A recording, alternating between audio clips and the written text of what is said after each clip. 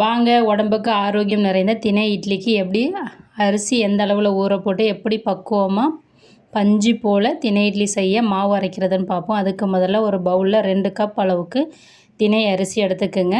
அதில் 2 கப் எடுத்திங்கன்னா அரை கப் அளவுக்கு அதே கப்பில் உளுந்து, நான் முழு உளுந்து எடுத்திருக்கேன்.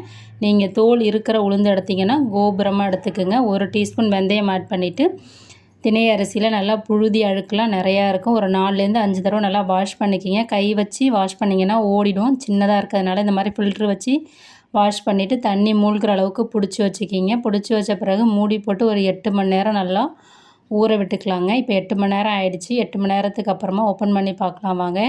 பாருங்கள், உளுந்து அரிசி எல்லாமே நல்லா ஊறி உப்பி வந்திருக்கு பாருங்கள். நல்லா பெருசாகி திணை அரிசி இட்லி வாரத்தில் ஒரு தடவை சாப்பிட்டா நம்மளோட உடம்பு ரொம்ப ஆரோக்கியமாக இருக்குங்க. நான் இன்றைக்கி கிரைண்டரில் தான் ஆட்ட போகிறேன்.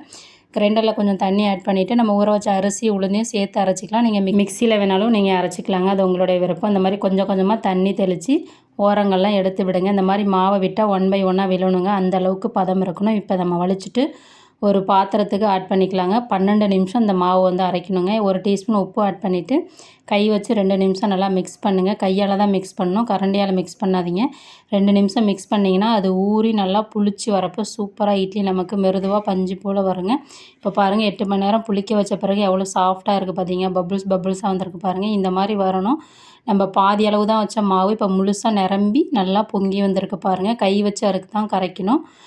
இப்போ நல்லா மாவு நமக்கு ரெடி ஆகிடுச்சு. ஒரு பாத்திரத்தில் 1 கப் தண்ணி ஊற்றிட்டு நல்லா கொதிக்க விட்டுக்கலாங்க. அந்த தண்ணியை இட்லி பாத்திரத்தில் தண்ணி நல்லா சூடான பிறகு நான் இன்றைக்கி துணி போட்டு ஊற்றுறேன். நீங்கள் எண்ணெய் தடவி வேணாலும் நெய் தடவி வேணாலும் ஊற்றிக்கலாம், அது உங்களுடைய விருப்பம். இப்போ நம்ம இட்லி பாத்திரத்தில் தண்ணி நல்லா கொதிச்சிருச்சிங்க. நீங்கள் கொதித்த பிறகு தான் இட்லி ஊற்றி வைக்கணும். அப்போ தான் இட்லி உங்களுக்கு கரெக்டாக எல்லா பக்கமும் ஒரே சேமாக வெந்து வருங்க. இது ஒரு 10 நிமிஷம் அடுப்பை சிம்மில் வச்சு வேக வச்சுக்கலாங்க. 10 நிமிஷம் ஆகிடுச்சு. இட்லி பாருங்கள் நல்லா ஹோல்ஸாக வந்து நல்லா உப்பி வந்திருக்கு.